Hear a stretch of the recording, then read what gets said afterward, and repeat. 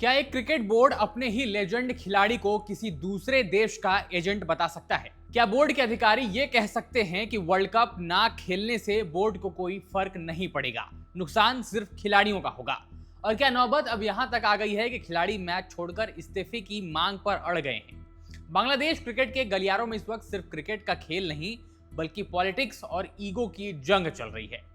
इस पूरी कहानी का बैकग्राउंड आप जानते ही हैं। 2026 टी20 वर्ल्ड कप में बॉयकॉट से बांग्लादेश में खूब चर्चा हुई।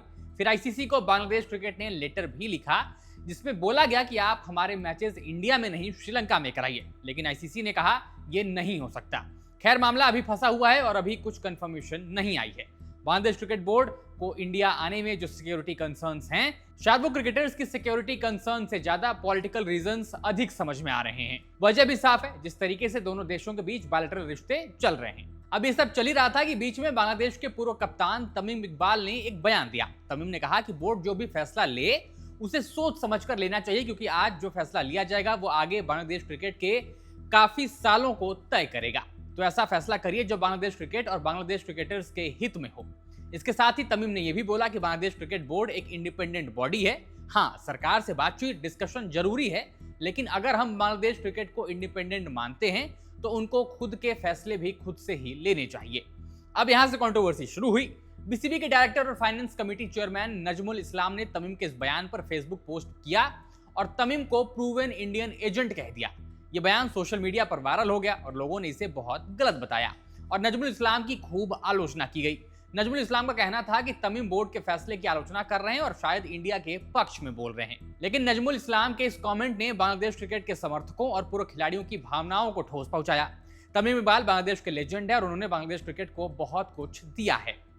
इस बयान पर बांग्लादेश के टेस्ट कप्तान नजमुल हुसैन शांतो ने भी रिएक्शन दिया। शांतो ने कहा, यह बहुत दुखद है, इतने बड़े क्रिकेटर, पूर्व कप्तान, हम सब तमीम को देखकर बड़े हुए हैं, उन पर ऐसे कमेंट्स सही नहीं हैं। शांतो ने यह भी कहा कि बीसीसीआई और बीसीबी के बीच की यह कंट्रोवर्सी टीम पर असर डाल रही है, खिलाड़ी डिस्टर्ब हैं और फोकस नहीं कर पा रहे हैं। लेकिन अब नजमुल इस्लाम की तरफ से एक और बयान आ चुका है, जिसके बाद तो प्लेयर्स ने इस्तीफा मांग लिया और कहा कि अगर इस्तीफा नहीं आया तो मैच बॉयकॉट कर देंगे। इस बार नजमुल हुसैन ने कहा कि अगर बांग्लादेश वर्ल्ड कप नहीं खेलता तो बीसीबी को कोई फाइनेंशियल लॉस नहीं होगा, लॉस प्लेयर्स को होगा, क्योंकि मैच फीस और परफॉर्मेंस बोनस उन्हें मिलते हैं। जब वो मैच खेलते हैं तो हर मैच के लिए उनको मैच फीस मिलती है।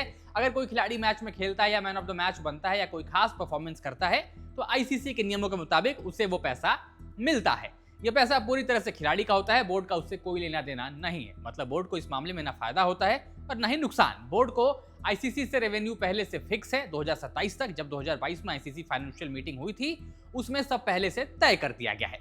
भविष्य में होने वाले वर्ल्ड कप और बायलैटरल सीरीज पर इसका असर जरूर पड़ सकता है कि टीम्स एफटीपी यानी फ्यूचर टूर्स प्रोग्राम के तहत हमारे यहाँ आएंगी या नहीं, ये जायज सवाल है, लेकिन वर्ल्ड कप हमें ज्यादा अफेक्ट नहीं करेगा। अब बताइए, ये बोर्ड के डायरेक्टर के बयान है जिसको अपने ही प्लेयर्स की नहीं पड़ी है। वो तो बस बोर्ड के फाइनेंशियल लॉस और प्रॉफिट को बता गए, खिलाड़ी अपना अपना देख लें। वो यही नहीं रुके। जब उनसे आगे पूछा गया कि अगर खिलाड़ी बोर्ड के फैसले की वजह से वर्ल्ड कप में हिस्सा नहीं लेंगे और उसकी वजह से उनको जो नुकसान होगा, क्या बोर्ड उसके लिए खिलाड़ियों को कंपनसेशन देगा? इस सवाल का जवाब देते हुए वो भड़क गए और कहा, क्यों?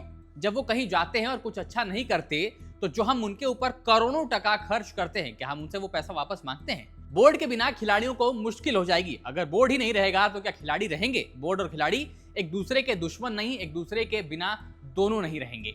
और अब उनके इस बयान के बाद cricket welfare association of Bangladesh ने प्रेस कॉन्फ्रेंस की, जिसमें उन्होंने नजमुल के इस्तीफे की बात की और बोला कि अगर 15 जनवरी को होने वाले बांग्लादेश प्रीमियर लीग के मैच से पहले अगर उन्होंने इस्तीफा नहीं दिया तो प्लेयर्स बॉयकॉट करेंगे। और cricket welfare association of Bangladesh को खिलाड़ियों का भी सपोर्ट है। फिलहाल जब तक हम ये खबर रिकॉर्ड कर रहे हैं तब तक बीपीएल का मैच शुरू नहीं हुआ है, क्योंकि नजमुल इस्लाम का इस्तीफा नहीं आया है। और कुछ सोर्सेज ये भी इंडिकेट कर रहे हैं, हालांकि इस पर कोई कंफर्मेशन नहीं है, कि नजमुल इस्लाम का इस्तीफा ले लिया गया है।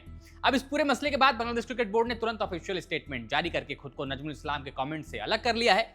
बोर्ड ने कहा कि नजमुल इस्लाम के कमेंट्स उनके पर्सनल हैं और बीसीबी की ऑफिशियल पोजीशनिंग नहीं दिखाते। बीसीबी ने कहा ये कमेंट्स प्लेयर्स के लिए सही नहीं थे और बोर्ड इस बात को मानता है। बीसीबी प्रोफेशनलिज्म, प्लेयर्स रिस्पेक्ट और क्रिकेटिंग वैल्यूज को बहुत महत्व देता है। साथ बोर्ड ने कहा कि वो एक संवैधानिक संस्था है, इसलिए ऐसे मामलों को अपने नियमों और गाइडलाइंस के अनुसार सख्ती से हैंडल करना उनका फर्ज है।